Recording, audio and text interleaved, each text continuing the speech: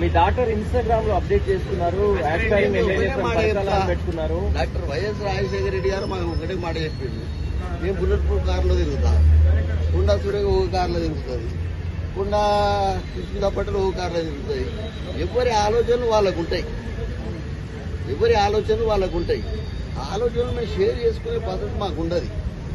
వారి ఆలోచన ఉంది, వారి మంత్రి పదవి ఉంది.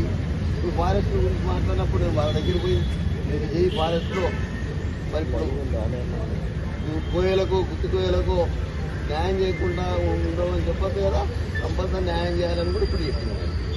అదే పద్ధతిలో ఎవరి ఆలోచన వాళ్ళకు ఉంటుందన్నా.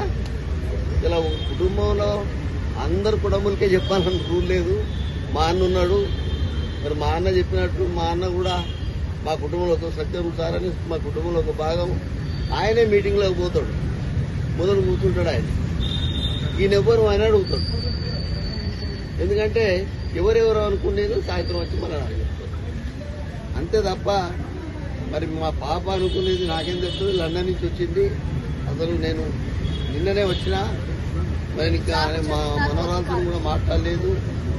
మరి మా మనవరాలు నేను అమ్మ అనిపిస్తా. మరి సుస్మితా పటేల్ ఏమున్నది అంటే మంచిగా మాది 15 రేఖమ్మగారు ఎమ్మెల్యే. ఆ ఊర్లో గుట్టలు అన్ని కూడా నాకు తెలుసు, నా బిడ్డకు తెలుసు. తొందరపడి అన్నదో తొందరపడకన్నదో నాకే. దంపతుల కూతురు మాలో ప్రవహించేది రాజకీయ రక్తం, ప్రజాసేవ మా ఆలోచన. అది దానికి వంశపారపర్యంగా రావడంలో తప్పు లేదు, అది ఎక్స్పెక్టేషన్ పెట్టుకోవడంలో తప్పు లేదు. దాని ఆలోచనలను కాదు వద్దు అనేటువంటి అధికారం మాకు లేదు. ఎందుకంటే she's major, she knows everything.